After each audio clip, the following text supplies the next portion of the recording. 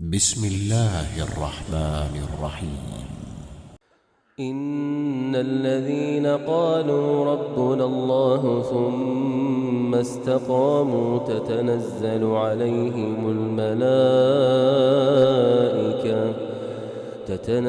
عليهم الملائكة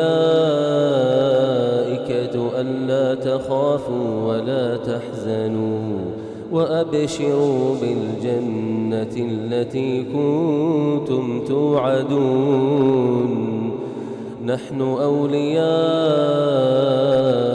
في الحياة الدنيا وفي الآخرة ولكم فيها ما تشتهي أنفسكم ولكم فيها ما تدعون نزلا من غفور رحيم.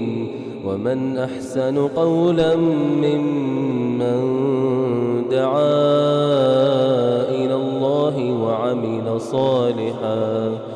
وعمل صالحا وقال إنني من المسلمين. ولا تستوي الحسنة ولا السيئة ادفع بالتي هي أحسن فإذا الذي بينك وبينه عداوة كأنه ولي حميم. وما يلقاها إلا الذين صبروا وما يلقاها إلا ذو حظ عظيم. وإما ينزغنك من الشيطان نزغ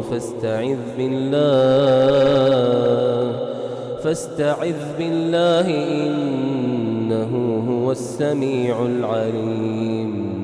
ومن آياته الليل والنهار والشمس والقمر لا تسجدوا للشمس ولا للقمر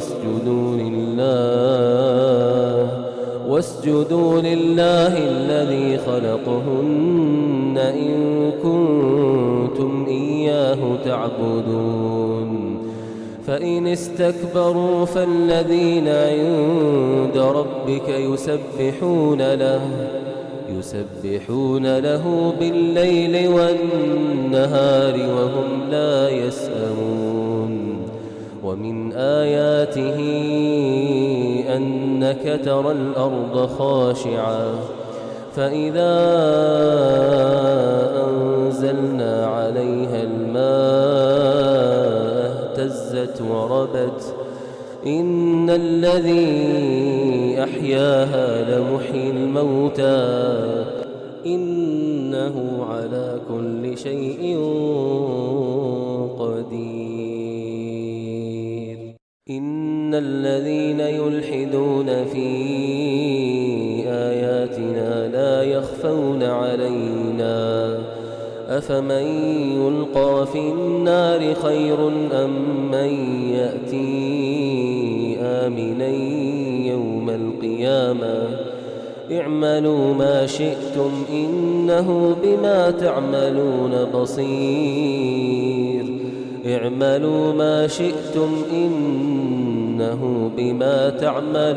بصير.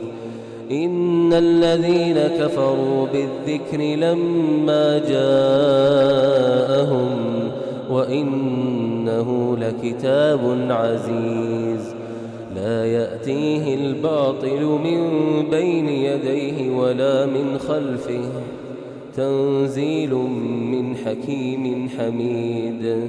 ما يقال لك إلا ما قد قيل للرسل من قبلك إن ربك لذو مغفرة وذو عقاب أليم.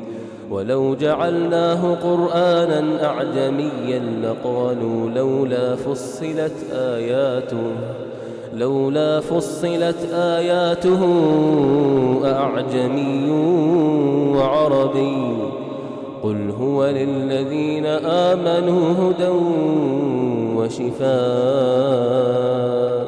والذين لا يؤمنون في آذانهم وقر وهو وعليهم عمى أولئك ينادون من مكان